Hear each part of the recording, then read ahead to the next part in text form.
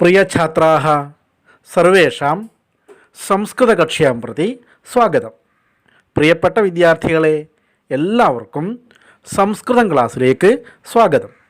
സർവേഷാം സുഖമേവ കില? എല്ലാവർക്കും സുഖം തന്നെയല്ലേ? സുഖമാണല്ലേ? അസ്തു, ശരി. കഴിഞ്ഞ ക്ലാസ്സിൽ നമ്മൾ എന്തൊക്കെയാണ് പഠിച്ചത്? നല്ല സുഹൃത്താകാൻ എന്തൊക്കെ ചെയ്യണം, ഒരുപാട് സുഹൃത്തുക്കൾ നമ്മൾക്കുണ്ടാകണമെങ്കിൽ എന്തൊക്കെ ചെയ്യണം, എങ്ങനെയാണ് പെരുമാറേണ്ടത്, അതിൻ്റെ ഗുണങ്ങളെന്തൊക്കെയാണ്, നല്ല രീതിയിൽ പെരുമാറിയാൽ നമ്മൾക്ക് എന്തൊക്കെയാണ് ഗുണങ്ങളുണ്ടാവുക എന്നൊക്കെ പഠിച്ചു അല്ലേ? പുനഃ പിന്നെയോ മമ കക്ഷ്യ എന്ന പാഠവും അതിലൂടെ ആചാര ഉപചാരങ്ങളെ, അതായത് എങ്ങനെ പെരുമാറണം എന്നതിനെക്കുറിച്ചും പഠിച്ചു. പുനഃ പിന്നെ ക്ലാസ് റൂമിനെക്കുറിച്ചും ക്ലാസ് റൂമിൻ്റെ ചിത്രത്തിൽ കാണുന്ന ഓരോന്നിൻ്റെയും, നിങ്ങൾ ചിത്രം കാണുന്നില്ലേ? ഈ ചിത്രത്തിൽ കാണുന്ന ഓരോരോ വസ്തുവിൻ്റെയും സംസ്കൃത പദം എന്താണെന്ന് പഠിച്ചു. ഈ പ്രവർത്തനങ്ങളൊക്കെ ചെയ്ത് എല്ലാവരും ടീച്ചർക്ക് അയച്ചു കൊടുത്തില്ലേ? കൊടുത്തു അല്ലേ? ഉത്തമം. ഇനി നമുക്ക് അടുത്ത പ്രവർത്തനം ചെയ്താലോ? ചെയ്യാമല്ലേ? സർവേ അത്ര പശ്യന്തു. എല്ലാവരും ഇവിടെ നോക്കൂ. നിങ്ങളുടെ പുസ്തകത്തിൻ്റെ 17-ാമത്തെ പേജ് നോക്കൂ. എന്താണ് രണ്ടാമത്തെ പ്രവർത്തനം? ഉച്ചൈഹി വാചയതു. എന്താണ് പ്രവർത്തനം? ഉച്ചൈഹി വാചയതു. ഉച്ചൈഹി, ഉച്ചത്തിൽ, വാചയതു, വായിക്കൂ. അപ്പോൾ ടീച്ചർ നിങ്ങൾക്ക് എന്തു ചെയ്യും? ഇത് വായിച്ചു തരും. അപ്പോൾ നിങ്ങൾ എന്ത് വേണം? ഉച്ചത്തിൽ, നല്ല ശബ്ദത്തിൽ, ഉറക്കെ എന്തു ചെയ്യണം? എല്ലാവരും ശ്രദ്ധിക്കുക. ഉത്പീഠികായാഹ ഉപരി പുസ്തകാനി സന്തി. എന്താണ്? ഉത്പീഠികായാഹ ഉപരി പുസ്തകാനി സന്തി. എന്താണ് അർത്ഥം? ഉത്പീഠിക. ഉത്പീഠിക എന്താണ്? മേശ. ഉത്പീഠിക മേശ. ഉത്പീഠികായാഹ മേശയുടെ. ഉത്പീഠികായാഹ മേശയുടെ. ഉപരി മുകളിൽ. ഉത്പീഠികായാഹ ഉപരി മേശയുടെ മുകളിൽ. പുസ്തകാനി, പുസ്തകം, ഒരു പുസ്തകം. പുസ്തകാനി ഒരുപാട് പുസ്തകം, രണ്ടിലധികം പുസ്തകം എന്നർത്ഥം. ധാരാളം പുസ്തകം എന്നർത്ഥം. പുസ്തകാനി പുസ്തകങ്ങൾ. സന്തി ഉണ്ട്. സന്തി ഉണ്ട്. ഉത്പീഠികായാഹ ഉപരി പുസ്തകാനി സന്തി. ഉത്പീഠികയുടെ മുകളിൽ, മേശയുടെ മുകളിൽ പുസ്തകങ്ങൾ ഉണ്ട്. നിങ്ങൾ മേശയുടെ മുകളിൽ കുറേ പുസ്തകങ്ങൾ കാണുന്നില്ലേ? കാണുന്നില്ലേ? ക്ലാസ് റൂമിലെ മേശയുടെ മുകളിൽ പുസ്തകങ്ങൾ കാണുന്നില്ലേ? ഉണ്ടല്ലേ? അടുത്ത വാക്യം എന്താണ്? കക്ഷിയായാം ദ്വേ ദീർഘോത്പീഠികേ സ്തഃ. എന്താണ്? കക്ഷിയായാം ദ്വേ ദീർഘോത്പീഠികേ സ്തഃ. എന്താണ് ഇതിൻ്റെ അർത്ഥം? കക്ഷിയ നമ്മൾ പഠിച്ചു. മമ കക്ഷ്യ. കക്ഷിയ ക്ലാസ്. കക്ഷ്യായാം ക്ലാസ്സിൽ. കക്ഷ്യായാം ക്ലാസ്സിൽ. ദ്വേ രണ്ട്. ദ്വേ രണ്ട്. ദീർഘോത്പീഠികേ. ദീർഘോത്പീഠിക എന്താ അർത്ഥം? ഡെസ്ക് അല്ലേ? ദീർഘോത്പീഠിക ഡെസ്ക്. ദീർഘോത്പീഠികേ രണ്ട് ഡെസ്ക് എന്നർത്ഥം. ഇപ്പോൾ രണ്ട് ഡെസ്കുകൾ, ദീർഘോത്പീഠികയെ രണ്ട് ഡെസ്കുകൾ. നിങ്ങൾ ക്ലാസ് കാണുന്നില്ലേ? രണ്ട് ഡെസ്കുകളല്ലേ ക്ലാസ്സിലുള്ളത് അല്ലേ? അതുകൊണ്ടാണ് എന്ത് പറഞ്ഞത്? കക്ഷ്യായാം ക്ലാസ്സിൽ ദ്വേ ദീർഘോത്പീഠികേ രണ്ട് ഡെസ്കുകൾ സ്തഹ ഉണ്ട്. എന്താണ് സ്തഹ? ഉണ്ട്. ഇപ്പോൾ കക്ഷ്യായാം ദ്വേ ദീർഘോത്പീഠികേ സ്തഹ ക്ലാസ്സിൽ രണ്ട് ഡെസ്കുകൾ ദീർഘോത്പീഠികകൾ ഉണ്ട്. അടുത്ത വാക്യമോ? അധ്യാപിക അധ്യാപയതി. എന്താണ്? അധ്യാപിക അധ്യാപയതി. എന്താണ് ഇതിൻ്റെ അർത്ഥം? അധ്യാപിക ടീച്ചർ, ലേഡി ടീച്ചർ എന്നർത്ഥം. അധ്യാപിക ലേഡി ടീച്ചർ. അധ്യാപയതി അധ്യാപനം ചെയ്യുന്നു, പഠിപ്പിക്കുന്നു എന്നർത്ഥം. അധ്യാപയതി അധ്യാപനം ചെയ്യുന്നു, പഠിപ്പിക്കുന്നു. അപ്പം അധ്യാപിക അധ്യാപയതി, അധ്യാപിക പഠിപ്പിക്കുന്നു. ഈ മൂന്ന് വാക്യത്തിൻ്റെ അർത്ഥം മനസ്സിലായല്ലോ? മനസ്സിലായി അല്ലേ? ഒരു കാര്യം ടീച്ചർ ഒന്ന് സൂചിപ്പിക്കാം. അപ്പോൾ നമ്മൾ ആദ്യം എന്ത് പറഞ്ഞു? ഉത്പീഠികായാഹ ഉപരി പുസ്തകാനി സന്തി. പുസ്തകങ്ങൾ ഉണ്ട്, സന്ധി ഉണ്ട് എന്ന് പറഞ്ഞു അല്ലേ? പുസ്തകാനി സന്ധി, പുസ്തകങ്ങളുണ്ട്. അടുത്ത വാക്യത്തിലോ? കക്ഷ്യായാം ദ്വേ ദീർഘോത്പീഠികേ സ്തഹ ക്ലാസ്സിൽ രണ്ട് ദീർഘോത്പീഠികകൾ ഡെസ്കുകൾ ഉണ്ട്. സ്തഹ ഉണ്ട്. മുകളിൽ സന്ധി എന്ന പദത്തിനും ഉണ്ട് എന്നർത്ഥം പറഞ്ഞു. ഇവിടെ സ്തഹ എന്ന പദത്തിനും ഉണ്ട് എന്നർത്ഥം പറഞ്ഞു. രണ്ട് പദവും കാണാൻ ഒരുപോലെയല്ല, പക്ഷെ അർത്ഥം ഒന്നാണ്. നിങ്ങളുടെ ശ്രദ്ധയിൽപ്പെട്ടിരുന്നോ അത്? എന്താണ് ഇവിടെ വ്യത്യാസം? ടീച്ചർ പറയാം. എന്താണ് ആദ്യം പറഞ്ഞത്? പുസ്തകാനി സന്ധി അല്ലേ? ഒന്നാമത്തെ വാക്യത്തിൽ അവസാനം എന്താ ഉള്ളത്? പുസ്തകാനി സന്ധി. പുസ്തകാനി എന്തർത്ഥം പറഞ്ഞു? രണ്ടിലധികം പുസ്തകങ്ങൾ. ഒരു പുസ്തകത്തിന് എന്ത് പറയും? പുസ്തകം. രണ്ട് പുസ്തകത്തിന് പുസ്തകേ. രണ്ടിലധികം പുസ്തകത്തിന് പുസ്തകാനി. എങ്ങനെയാണ് പറയുക? ഒരു പുസ്തകത്തിന് പുസ്തകം, രണ്ട് പുസ്തകമാണെങ്കിൽ പുസ്തകേ, രണ്ടിലധികമുണ്ടെങ്കിൽ പുസ്തകാനി. അപ്പോൾ ഇവിടെ പുസ്തകാനി എന്നാണ് ഉള്ളത്. അപ്പോൾ രണ്ടിലധികം പുസ്തകങ്ങളുണ്ട് എന്നർത്ഥം. അപ്പോൾ പുസ്തകാനി സന്ധി, പുസ്തകങ്ങളുണ്ട്, രണ്ടിലധികം പുസ്തകങ്ങളുണ്ട്. അപ്പോൾ നമ്മൾ ശ്രദ്ധിക്കേണ്ടത് രണ്ടിലധികം ഏത് വസ്തുക്കൾ ഉണ്ട് എന്ന് പറയുന്നുണ്ടെങ്കിൽ അവിടെയെല്ലാം നമ്മൾ പ്രയോഗിക്കേണ്ടത് ഏത് ശബ്ദമാണ്? സന്ധി. എന്താണ്? രണ്ടിലധികം ഏത് വസ്തുക്കൾ ഉണ്ടെങ്കിലും അവിടെ ഉണ്ട് എന്ന് പറയുമ്പോൾ നമ്മൾ ഉപയോഗിക്കേണ്ട ശബ്ദം അല്ലെങ്കിൽ ക്രിയാപദം എന്താണ്? സന്ധി എന്നാണ്. ഇവിടെ രണ്ടിലധികം പുസ്തകങ്ങളുണ്ട്, അതുകൊണ്ട് പുസ്തകാനി സന്ധി, പുസ്തകങ്ങൾ ഉണ്ട് എന്ന് പറയാൻ വേണ്ടി അവിടെ എന്ത് പ്രയോഗിച്ചു? സന്ധി എന്ന പദം പ്രയോഗിച്ചു. ഒന്നാമത്തെ പാഠത്തിൽ നമ്മൾ പഠിച്ചില്ലേ? ബാലഹ, ബാലൗ, ബാലാഹ. ബാലഹ ഒരാൺകുട്ടി, ബാലൗ രണ്ടാൺകുട്ടികൾ, ബാലാഹ രണ്ടിലധികം ആൺകുട്ടികൾ. ഇപ്പോൾ രണ്ടിലധികം ആൺകുട്ടികൾ ഉണ്ട് എന്ന് നമ്മൾക്ക് പറയണമെന്ന് വിചാരിക്കുക. അപ്പോൾ നമ്മൾ സംസ്കൃതത്തിൽ എങ്ങനെ പറയും? രണ്ടിലധികം ആൺകുട്ടികൾക്ക് എന്ത് പറയും സംസ്കൃതത്തിൽ? ബാലാഹ. ഉണ്ട് എന്ന് പറയണം. ഏത് പ്രയോഗിക്കണം? സന്ധി. ബാലാഹ സന്ധി. രണ്ടിലധികം ആൺകുട്ടികളുണ്ട്, കുറേ ആൺകുട്ടികളുണ്ട് എന്നർത്ഥം. ഇനി ഗജഹ ആന. നമ്മൾ പഠിച്ചു അല്ലേ? ഗജഹ ആന. കുറേ ആനകൾക്ക് എന്ത് പറയും? ഗജാഹ. ഗജാഹ. ഇനി കുറേ ആനകളുണ്ട്, ഗജാഹ സന്ധി. ഗജാഹ സന്ധി. ശുനകഹ നായ. കുറേ നായകൾക്കോ? ശുനകാഹ.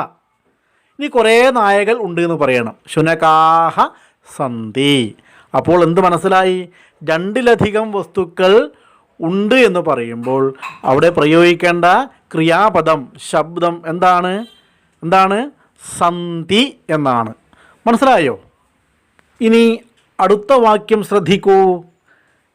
കക്ഷ്യായാം ദ്വേ ദീർഘോത്പീഠികേ സ്തഹ. എന്താണ് അവസാനമുള്ളത്? ദീർഘോത്പീഠികേ സ്തഹ. ദീർഘോത്പീഠികയെ 2 ഡെസ്കുകൾ. ദീർഘോത്പീഠികയെ 2 ഡെസ്കുകൾ. ഒരു ഡെസ്കും അല്ല, 2-ലധികവുമല്ല. എത്രയാണ്? 2 ഡെസ്ക് മാത്രമാണ്, 2 ഉള്ളൂ. അപ്പോൾ അവിടെ ഉണ്ട് എന്ന് പറയണം, 2 ഡെസ്കുകൾ ഉണ്ട് എന്ന് പറയണം. സന്ധി എന്ന് പറയാൻ പറ്റുമോ? ഇല്ല അല്ലേ. സന്ധി എപ്പോഴാണ് പറയേണ്ടത്? 2-ലധികം വസ്തുക്കൾ ഉണ്ടെങ്കിലാണല്ലേ. ഇപ്പോൾ ഇവിടെ 2 ഉള്ളൂ, അതുകൊണ്ട് എന്ത് പ്രയോഗിക്കണം അവിടെ? ഉണ്ട് എന്ന അർത്ഥം കിട്ടാൻ സ്തഹ. എന്താ പ്രയോഗിക്കേണ്ടത്? സ്തഹ. ദീർഘോത്പീഠികയെ സ്തഹ. 2 ദീർഘോത്പീഠികകൾ ഉണ്ട്. മനസ്സിലായോ? ഇനി നേരത്തെ പറഞ്ഞതുപോലെ ഒരു ആൺകുട്ടിക്ക് ബാലഹ എന്ന് പറയും, 2 ആൺകുട്ടിക്ക് ബാലവ് എന്ന് പറയും, 2-ലധികം ഉണ്ടെങ്കിൽ ബാലാഹ. ഇനി ബാലവ് 2 ആൺകുട്ടികളുണ്ട് എന്ന് പറയണം. അപ്പം എന്ത് പറയണം? ബാലവ് സന്ധി എന്ന് പറയാൻ പാടുണ്ടോ? ഇല്ല അല്ലേ. എന്ത് പറയേണ്ടത്? ബാലൗ സ്തഹ, 2 ആൺകുട്ടികളുണ്ട്. ഗജൗ സ്തഹ, 2 ആനകളുണ്ട്. ശുനകൗ സ്തഹ, 2 നായകളുണ്ട്. അപ്പോൾ 2 വസ്തുക്കൾ ഉണ്ട് എന്ന് പറയുമ്പോൾ എന്ത് പ്രയോഗിക്കണം? ഉണ്ട് എന്ന അർത്ഥം കിട്ടാൻ സ്തഹ. എന്താ പ്രയോഗിക്കേണ്ടത്? സ്തഹ. മനസ്സിലായോ? 2-ലധികം ഉണ്ടെങ്കിൽ സന്ധി, 2 ആണെങ്കിൽ സ്തഹ. ഇപ്പോൾ നിങ്ങൾക്കൊരു സംശയം വരാം, സംശയം ഉണ്ടാകാം. എന്താണ് സംശയം? 2-ലധികം വസ്തുക്കൾ ഉണ്ടെങ്കിൽ സന്ധി എന്ന് പറയാൻ പറഞ്ഞു അല്ലേ. 2 വസ്തുക്കളാണെങ്കിൽ സ്തഹ എന്ന് പറയാൻ പറഞ്ഞു. ഇപ്പോൾ 2ൻ്റെ അർത്ഥം സന്ധി എന്ന് പറഞ്ഞാലും ഉണ്ട് എന്ന അർത്ഥം, സ്തഹ എന്ന് പറഞ്ഞാലും ഉണ്ട് എന്ന അർത്ഥം. 2-ലധികമാണെങ്കിൽ ഉണ്ട് എന്ന് പറയാൻ സന്ധി എന്നും, 2 വസ്തുക്കളാണ് ഉള്ളതെങ്കിൽ ഉണ്ട് എന്ന് പറയാൻ സ്തഹ എന്നും പ്രയോഗിക്കണം. അപ്പോൾ എന്ത് സംശയം വരാം? ഒരു വസ്തുവാണെങ്കിൽ എന്താണ് പറയേണ്ടത്? ഒരു വസ്തുവാണ് ഉള്ളതെങ്കിൽ ഉണ്ട് എന്ന് പറയാൻ വേണ്ടിയിട്ട് ഏത് വാക്കാണ്, ഏത് പദമാണ്, ഏത് ക്രിയാപദമാണ് ഉപയോഗിക്കേണ്ടതെന്ന് സംശയം വരാം അല്ലേ. ഇപ്പോൾ ബാലഹ ഒരാൺകുട്ടി ഉണ്ട് എന്ന് പറയണം. അപ്പം എങ്ങനെ പറയും? ബാലഹ അസ്തി. എന്താണ്? ബാലഹ അസ്തി, ഒരാൺകുട്ടി ഉണ്ട്. ബാലഹ അസ്തി, ഒരാൺകുട്ടിയുണ്ട്. ബാലൗ 2 ആൺകുട്ടികളാണ്. ഇപ്പം എന്ത് പറയണം? ബാലൗ സ്തഹ, 2 ആൺകുട്ടികളുണ്ട്. ബാലാഹ കുറേ ആൺകുട്ടികൾ. ബാലാഹ സന്ധി, 2-ലധികം ധാരാളം ആൺകുട്ടികളുണ്ട്. അപ്പം അസ്തി സ്തഹ സന്ധി. അസ്തി ഒരാളുണ്ട്, സ്തഹ 2 പേരുണ്ട്, സന്ധി 2-ലധികം പേരുണ്ട്. അസ്തി ഒന്നുണ്ട്, സ്തഹ 2 എണ്ണമുണ്ട്, സന്ധി 2-ലധികമുണ്ട്. മനസ്സിലായോ? അസ്തി സ്തഹ സന്ധി. അസ്ഥി എന്നുള്ള പദം ക്രിയാപദം നിങ്ങൾ പഠിച്ചു. എവിടെയാണ് പഠിച്ചത്? മല്ലഹ മാതേവഹ ച, മല്ലനും മാതേവനും എന്ന പാഠത്തിൽ ഒരു പ്രവർത്തനം ചെയ്യുമ്പോൾ പഠിച്ചു. എവിടെയാണ്? തസ്യ ഗൃഹേ ഏകഹ ശുനകഹ അസ്തി. അവൻ്റെ വീട്ടിൽ, സുഹൃത്തിൻ്റെ വീട്ടിൽ ഏകഹ ശുനകഹ, ഒരു നായ ഉണ്ട്. അപ്പോൾ ഒരു നായ ആയതുകൊണ്ട് അവിടെ ഉണ്ട് എന്ന് പറയാൻ വേണ്ടി ഏത് പദമാണ് ഉപയോഗിച്ചത്? അസ്തി. മനസ്സിലായോ? ഓർമ്മ വന്നോ? അപ്പോൾ അസ്തി, ഒരു നായയുണ്ട് എന്നർത്ഥം. അപ്പം അസ്തി സ്തഹ സന്ധി. ഇനി നിങ്ങൾ എവിടെയെങ്കിലും ഈ അസ്ഥിന്നോ സ്തഹാനോ സന്ധിന്നോ കണ്ടാൽ എന്ത് മനസ്സിലാക്കണം? അസ്ഥി ഒരു വസ്തുവുണ്ട്, സ്തഹ 2 എണ്ണമുണ്ട്, സന്ധി 2-ലധികമുണ്ട് എന്ന് മനസ്സിലാക്കണം കേട്ടോ. പ്രയോഗിക്കുമ്പോഴും അതുപോലെ അറിഞ്ഞു പ്രയോഗിക്കണം. മനസ്സിലായല്ലോ? ഇനി നമ്മൾക്ക് അടുത്ത പ്രവർത്തനം ചെയ്താലോ? ചെയ്യാമല്ലേ? സർവേ അത്ര പശ്യന്തോ, എല്ലാവരും ഇവിടെ നോക്കൂ. എന്താണ് പ്രവർത്തനം? ഉത്തരം വദതു ലിഖതു. ഉത്തരം വദതു ലിഖതു. ഉത്തരം വദതു, ഉത്തരത്തെ, വദതു പറയൂ, ഉത്തരത്തെ പറയൂ. അതായത് ഉത്തരം പറയൂ. ലിഖതു എഴുതൂ. അപ്പോൾ ഉത്തരം പറയൂ എന്ന് പറയുമ്പോൾ തന്നെ നമ്മൾക്ക് എന്തു മനസ്സിലാക്കാം? താഴെയുള്ളത് ചോദ്യങ്ങളാണ്. ചോദ്യങ്ങൾക്കല്ലേ ഉത്തരം പറയേണ്ടത് അല്ലേ? അപ്പം എല്ലാവരും ഉത്തരം പറയണം, അതുപോലെ എഴുതുകയും വേണം. എങ്ങനെയാണ് ചോദ്യങ്ങൾ ഉണ്ടാക്കുക? നമുക്ക് അതൊന്ന് മനസ്സിലാക്കിയാലോ? മനസ്സിലാക്കാം അല്ലേ? അസ്തു. ടീച്ചർ മലയാളത്തിൽ ഒരു വാക്യം തരാം. നിങ്ങൾ അതിനോട് ചോദ്യങ്ങൾ ചോദിച്ചിട്ട് ചോദ്യങ്ങൾ ഉണ്ടാക്കണം. ദിലീപൻ പോകുന്നു. ഇതൊരു ചോദ്യമാണോ? അല്ല. ഇതിനോട് എങ്ങനെ ചോദ്യങ്ങൾ ചോദിക്കാം? വദതു പറയൂ. ദിലീപൻ എവിടെ പോകുന്നു? എങ്ങനെയാണ് ഒരു ചോദ്യം കിട്ടിയത്? ദിലീപൻ പോകുന്നു എന്നതിനോട് എവിടെ എന്ന് ചോദിച്ചപ്പോൾ ചോദ്യം കിട്ടി അല്ലേ? എവിടെ പോകുന്നു. പിന്നെങ്ങനെ ചോദ്യമുണ്ടാക്കാം? ദിലീപൻ എപ്പോൾ പോകുന്നു? ദിലീപൻ എപ്പോഴാണ് പോകുന്നത്? ഇതിനോട് എപ്പോൾ എന്ന് ചോദിച്ചപ്പോൾ ഒരു ചോദ്യം കിട്ടി അല്ലേ? ദിലീപൻ എപ്പോഴാണ് പോകുന്നത്? ദിലീപൻ എന്തിനു വേണ്ടിയാണ് പോകുന്നത്? എന്തിനു വേണ്ടി എന്ന് ചോദിച്ചപ്പോൾ ഒരു ചോദ്യമുണ്ടായി അല്ലേ? ദിലീപൻ എന്തിനു വേണ്ടിയാണ് പോകുന്നത്. പിന്നെ എങ്ങനെ ചോദ്യമുണ്ടാക്കാം? ദിലീപൻ എങ്ങനെ പോകുന്നു? എങ്ങനെയാണ് എന്ന് ചോദിച്ചപ്പോൾ ഒരു ചോദ്യമുണ്ടായി അല്ലേ? ദിലീപൻ എങ്ങനെയാണ് പോകുന്നത്. വേറൊരു വാക്യം തരാം. ഇതിൽ നിന്ന് ഇതുവരെ ചോദിക്കാത്ത ചോദ്യങ്ങൾ ഉണ്ടാക്കണം. കുട്ടികൾ വരുന്നു. ഇതിനോട് എന്ത് ചോദിച്ചാലാണ് ചോദ്യങ്ങൾ ഉണ്ടാവുക? വദതു പറയൂ. കുട്ടികൾ എവിടെ നിന്ന് വരുന്നു? എവിടെ നിന്ന് എന്ന് ഈ വാക്യത്തോട് ചോദിച്ചപ്പോൾ ഒരു ചോദ്യമുണ്ടായി അല്ലേ? കുട്ടികൾ എവിടെ നിന്ന് വരുന്നു. പിന്നെ എങ്ങനെ ചോദ്യം ഉണ്ടാക്കാം? എത്ര കുട്ടികൾ വരുന്നു? കുട്ടികൾ വരുന്നു എന്നതിനോട് എത്ര എന്ന് ചോദിച്ചപ്പോൾ ഒരു ചോദ്യമുണ്ടായി അല്ലേ? എത്ര കുട്ടികൾ വരുന്നു. ഇനി വേറെ ഒരു വാക്യം കൂടി തരാം. നിങ്ങൾ അതിനോട് ചോദ്യങ്ങൾ ചോദിച്ചിട്ട് ചോദ്യങ്ങൾ ഉണ്ടാക്കണം കേട്ടോ. ദിലീപൻ കളിക്കുന്നു. ഇതിൽ നിന്ന് എങ്ങനെ ചോദ്യങ്ങൾ ഉണ്ടാക്കാം? വദതു പറയൂ. ദിലീപൻ എന്ത് ചെയ്യുന്നു? ദിലീപൻ കളിക്കുന്നു എന്നതിനോട് എന്ത് ചെയ്യുന്നു എന്ന് ചോദിച്ചപ്പോൾ ഒരു ചോദ്യം ഉണ്ടായി അല്ലേ? ദിലീപൻ എന്ത് ചെയ്യുന്നു. ഇപ്പോൾ മനസ്സിലായോ എങ്ങനെയാണ് ചോദ്യം ഉണ്ടാകുന്നത്? എങ്ങനെയാണ്?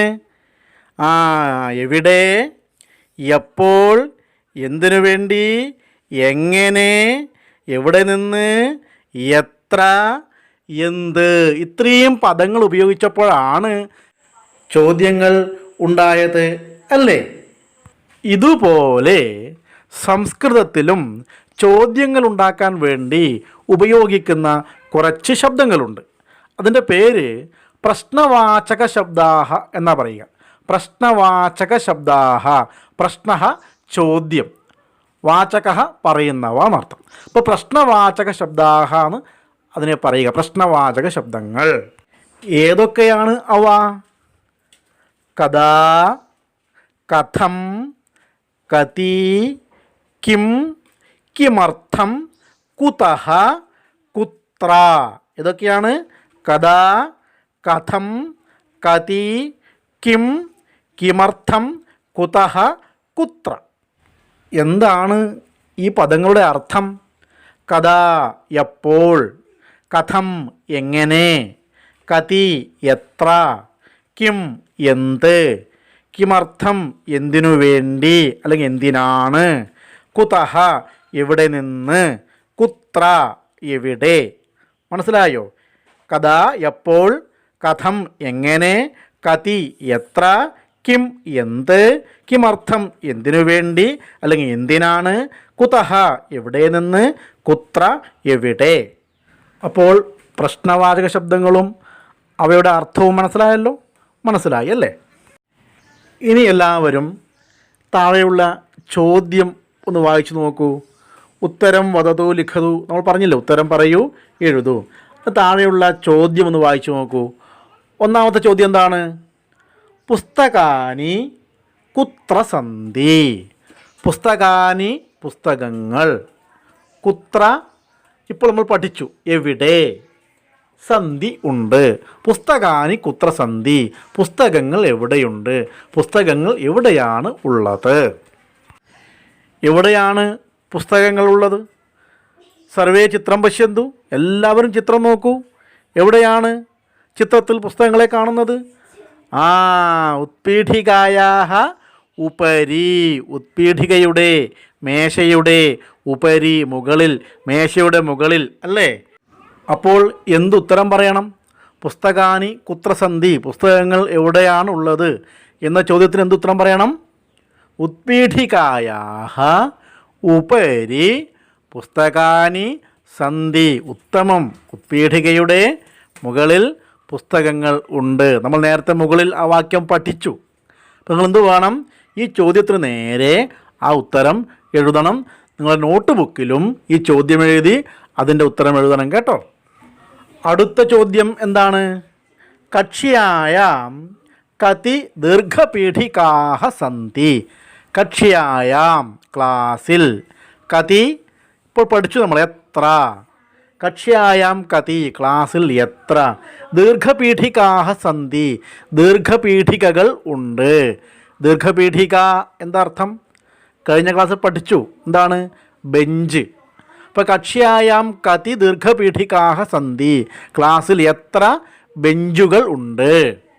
സർവേ ചിത്രം പശ്യന്തു, എല്ലാവരും ചിത്രം നോക്കൂ. ചിത്രത്തിൽ എത്ര ദീർഘപീഠികകളാണ്, എത്ര ബെഞ്ചുകളാണ് ഉള്ളത്? എത്ര എണ്ണമാണ്? 2 ബെഞ്ചുകൾ അല്ലേ? 2 ബെഞ്ചുകൾക്ക് എങ്ങനെയാണ് സംസ്കൃതത്തിൽ പറയുക? ദീർഘപീഠിക ഒരു ബെഞ്ച്. 2 ബെഞ്ചുകൾ എന്ന് എങ്ങനെ പറയും? നേരത്തെ നമ്മൾ 2 ഡെസ്കുകൾ എന്ന് എങ്ങനെ പറഞ്ഞത്? കക്ഷ്യായാം ദ്വേ ദീർഘോത്പീഠികേ സ്തഹ. എങ്ങനെ പറഞ്ഞത്? കക്ഷ്യായാം ദ്വേ ദീർഘോത്പീഠികേ സ്തഹ. ദീർഘോത്പീഠിക ഒരു ഡെസ്ക്, ദീർഘോത്പീഠികേ 2 ഡെസ്ക്. ദീർഘോത്പീഠിക ഒരു ഡെസ്ക്, 2 ഡെസ്ക് ആകുമ്പോൾ ദീർഘോത്പീഠികേ. അങ്ങനെയാണെങ്കിൽ ദീർഘപീഠിക ഒരു ബെഞ്ച്, 2 ബെഞ്ചാകുമ്പോൾ എങ്ങനെ പറയണം? എങ്ങനെയാണ് പറയേണ്ടത്? ദീർഘപീഠികേ 2 ബെഞ്ചുകൾ. എങ്ങനെയാണ്? ദീർഘപീഠികേ. അപ്പോൾ ഈ ചോദ്യത്തിന് എങ്ങനെ ഉത്തരം പറയണം? എങ്ങനെ ഉത്തരം എഴുതണം? കക്ഷ്യായാം കതി ദീർഘപീഠികാഹ സന്തി, ക്ലാസ്സിൽ എത്ര ദീർഘപീഠികകളാണ്, ബെഞ്ചുകളാണ് ഉള്ളത്? ഇങ്ങനെ ഉത്തരം പറയേണ്ടത് നേരത്തെ പറഞ്ഞതുപോലെ, ഡെസ്കിൻ്റെ കാര്യം പറഞ്ഞതുപോലെ എങ്ങനെ പറയാം? കക്ഷ്യായാം ദ്വേ ദീർഘപീഠികേ സ്തഹ. 2 എണ്ണമാണെങ്കിൽ ഉണ്ട് എന്ന് പറയാൻ ഏത് പദമാണ് ഉപയോഗിക്കേണ്ടത്? നമ്മൾ നേരത്തെ പഠിച്ചത് സ്തഹ. അപ്പം എങ്ങനെ പറയണം? കക്ഷ്യായാം ദ്വേ ദീർഘപീഠികേ സ്തഹ. ഈ ചോദ്യത്തിലെ പ്രശ്നവാചക ശബ്ദം, അതായത് ഇതിനെ ചോദ്യമാക്കി മാറ്റാൻ ഉപയോഗിച്ച ശബ്ദം ഏതാണ്? കതി അല്ലേ? എത്ര. കതി എത്ര. എല്ലാവർക്കും മനസ്സിലായല്ലോ? മനസ്സിലായി അല്ലേ? ഇനി അടുത്ത ചോദ്യം വായിക്കൂ. അധ്യാപിക കിം കരോതി. എന്താണ് ചോദ്യം?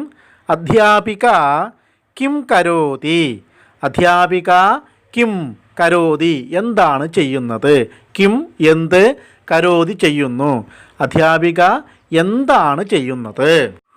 സർവേ ചിത്രം പശ്യന്തു, എല്ലാവരും ചിത്രം നോക്കൂ.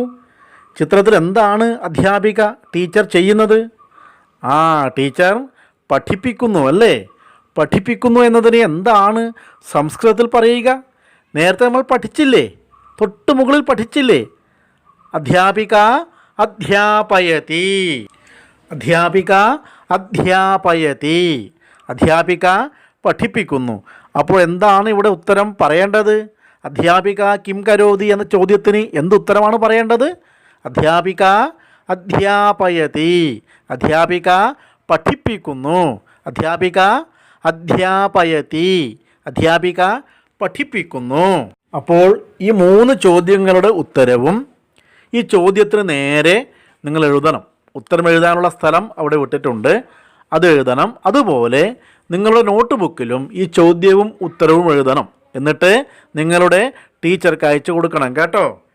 ഈ 3 ചോദ്യങ്ങളിലും ഉപയോഗിച്ച പ്രശ്നവാചക ശബ്ദങ്ങൾ, അതായത് ഇതിനെ ചോദ്യമാക്കി മാറ്റാൻ ഉപയോഗിച്ച ശബ്ദങ്ങൾ ഏതൊക്കെയാണ്?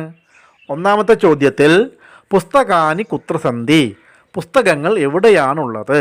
എവിടെ എന്ന അർത്ഥമുള്ള കുത്ര എന്ന പദം അല്ലേ. രണ്ടാമത്തെ ചോദ്യത്തിലോ കക്ഷ്യായാം കതി ദീർഘപീഠികാഹ സന്തി. ക്ലാസ്സിൽ എത്ര ദീർഘപീഠികകളുണ്ട്. ഇതിൽ എത്ര എന്ന അർത്ഥമുള്ള കതി എന്ന ശബ്ദം. മൂന്നാമത്തെ ചോദ്യത്തിലോ അധ്യാപിക കിം കരോതി.